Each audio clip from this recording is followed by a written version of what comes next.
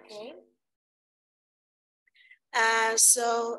Georgios and me will both present the research protocol of the deep neurosignature study, which is an international study. There are 4 sites participating from Greece, and Panhellenic Federation of Alzheimer's Disease and Related Disorders is one of them.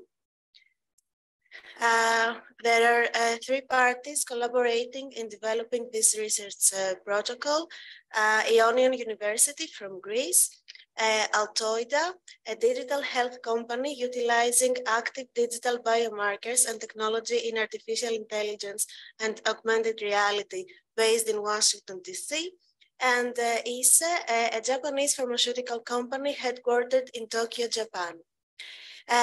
DNS study is a multi-center cross-sectional cohort assessment study lasting 5 years, including 5-year longitudinal PET and fMRI scans as a sub-study. I will talk more about this in a bit.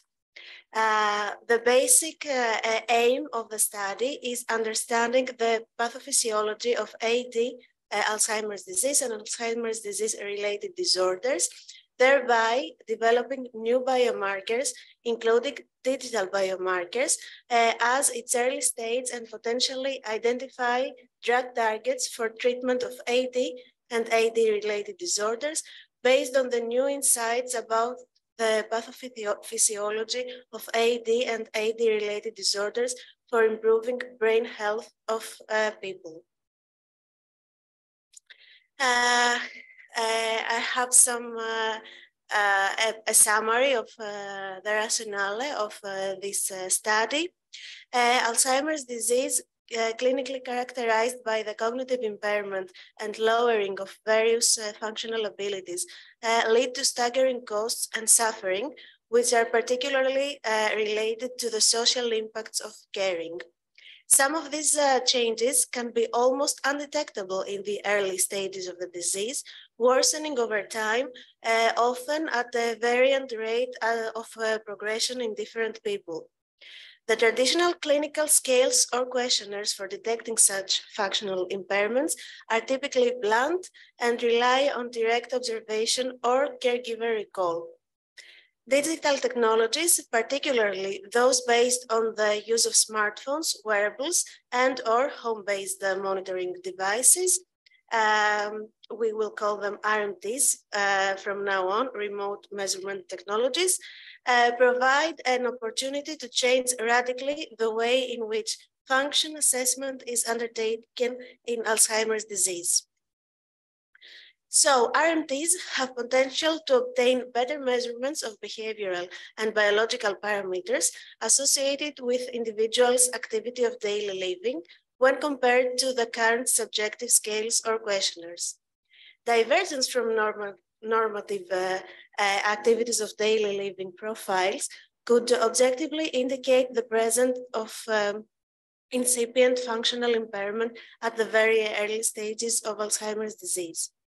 Therefore, the main hypothesis of this study is that RMTs should allow the detection of impairments in functional components of activities of daily living that occur between the detection threshold of clinical studies, scales, and questionnaires.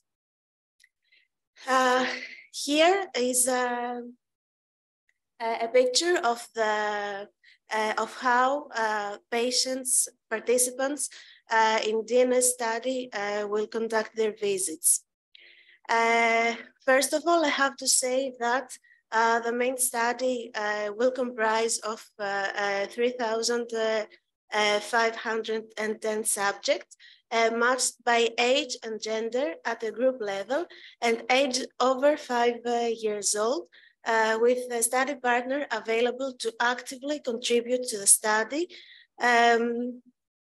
And the study will be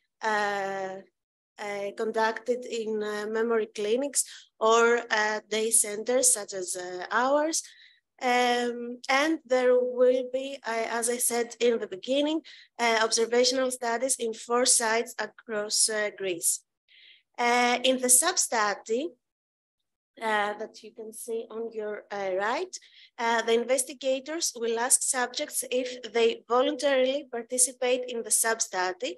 The sub-study will consist of extra analysis, such as amyloid PET, FDG PET, TAF PET, and fMRI scans. The sub-study will constitute of 400 subjects. As we see in the picture above, first of all, we have to obtain signed informed consent from both the participant and their study partner. After that, we will have a screening process that can be up to 3 or 4 visits. After that, we will have a baseline visit. And after that, we will have yearly follow-up visits and phone calls in between. So what are the inclusion criteria for someone to participate in the study? Participants must be over 50 years of age, must have a study partner available for visits, must be willing to sign informed consent, must be able to speak and read in Greek, must be able to access to a smartphone or tablet, and must have good internet connectivity at home. What are the clinical measures that we use during the screening process? First of all, we have to have a clinical diagnosis from a physician. In this study, we will include cognitively unimpaired people, people with mild cognitive impairment, people with mild dementia, people with moderate dementia, and people with severe dementia. After that, every participant will be asked to provide their demographics. A physician will conduct a medical history and ask about their medication use, and will also conduct a physical examination. A neurologist will conduct a neurological examination. A psychologist will ask about their life habits and Alzheimer's disease risk factors, and also conduct a neuropsychological assessment. And a psychologist will also ask about the history of cognition or psychobehavioral symptoms. And all of the participants will take part in a physical functional test, which will test the leg proximity detectors and the gyroaxylometer. As I'm a psychologist in this study, I will talk more about the neuropsychological assessment. The scales that we use. We use Alzheimer's Disease Cooperative Study ADL scale, which assesses the orientation, planning skills, memory required for task completion, household management. Also, we use instrumental ADL, which measures orientation, planning skills, and memory required for task completion, household management. We also use CDR, Clinical Dementia Rating, and Clinical Dementia Rating Sum of Boxes, which assesses orientation, memory, judgment, problem solving, community affairs, home and hobbies, and personal care. We also use digit symbol substitution test, which assesses planning skills and memory required for task completion. We, of course, use mini mental state examination, which measures orientation, memory, language, and visual construction. And finally, we also use neuropsychiatric inventory questionnaire, NPI, which assesses agitation, psychosis, and apathy. For the rest of the screening process, Georgios will present you information.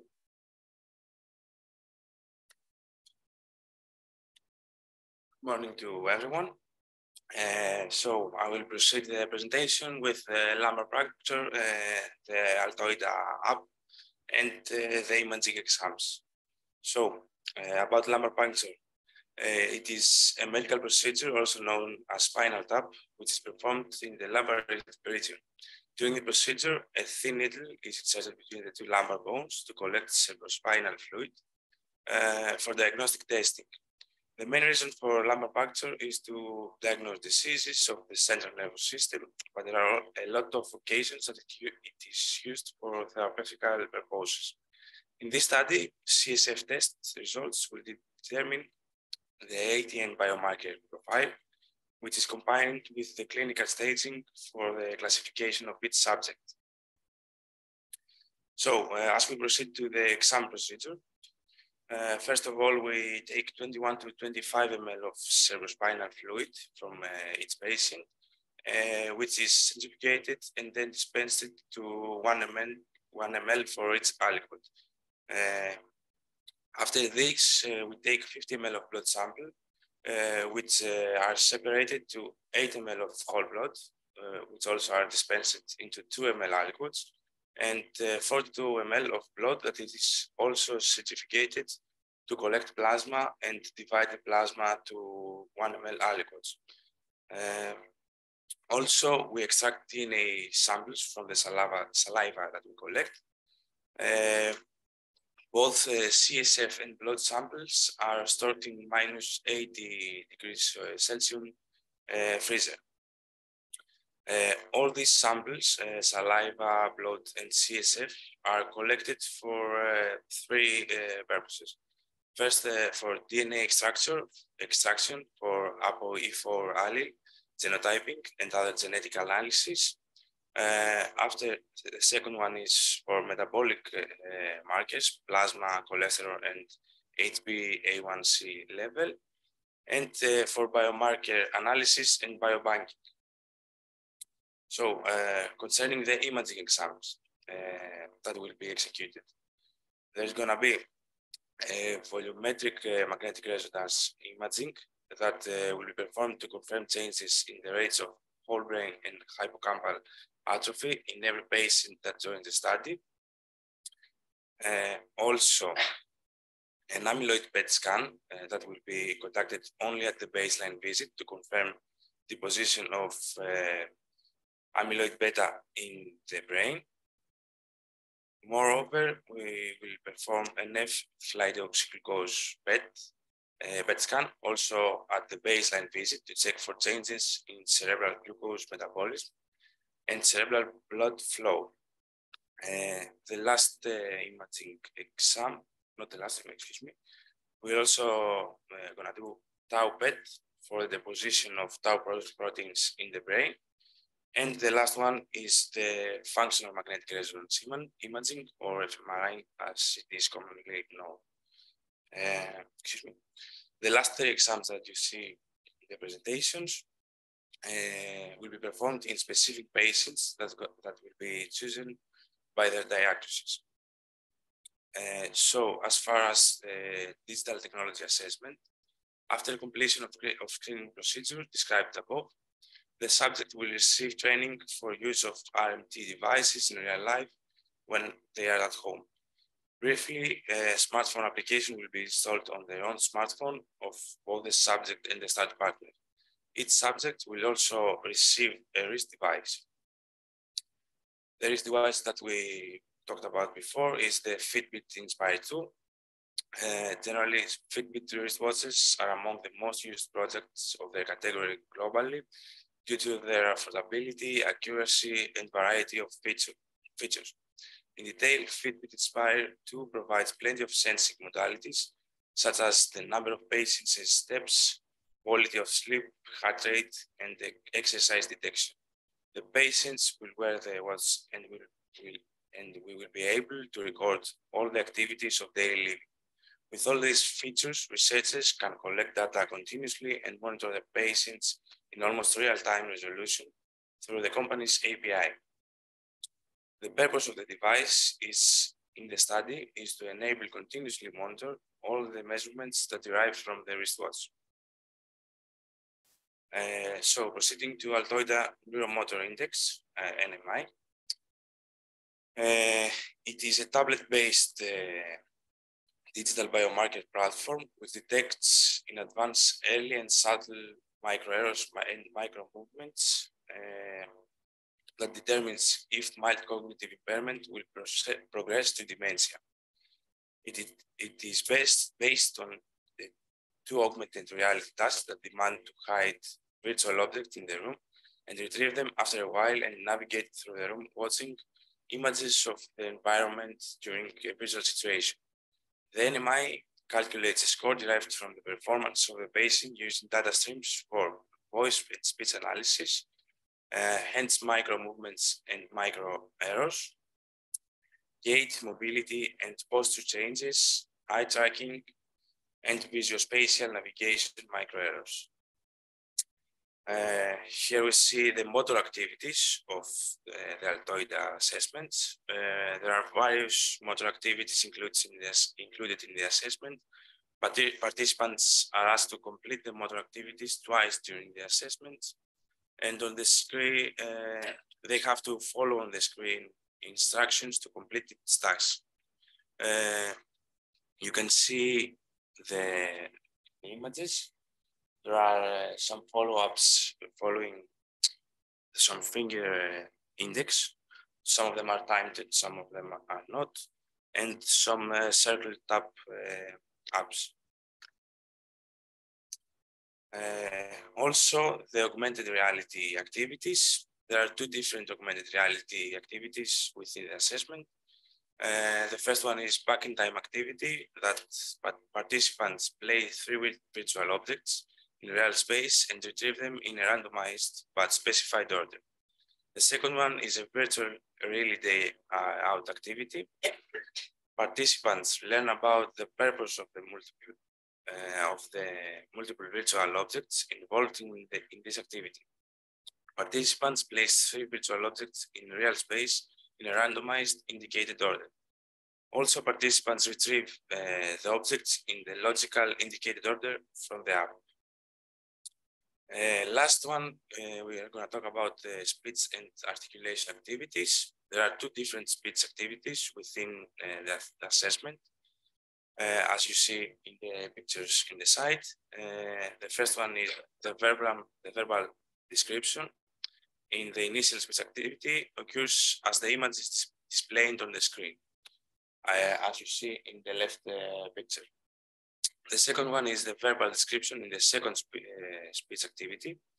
Is based on memory and takes place after the image has been removed from the screen and blurred, as you see also in the right. That's it. That's all. Thank you for your attention.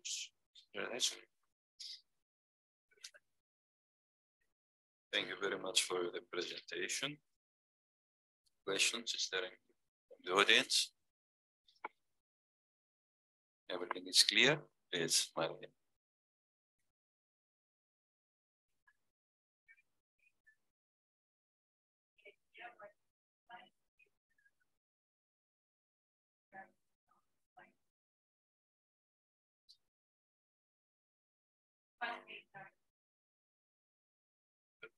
We are running the project, so it's like. Yeah, it actually just started. I mean, we did the first screening process in October, so we don't have anything like results. Yeah, hopefully in our next conference in 2 years, we'll have some preliminary ones. Yes, another question. Can you tell us something about the name of the project? Deep, why deep neurosignature? Yes, it's because it uses all of the biomarkers that we mentioned, which are both the traditional biomarkers that we use in daily practice and also the new digital biomarkers. And also it will run for 5 years. So it's one of the innovations of this study. trying for this specific imaging example. So it's going to be like. That's excellent. Thank you very much. Thank you very much. Thank you very much, George. And Andromaxi, we can close this session, I think, and we move to the next session.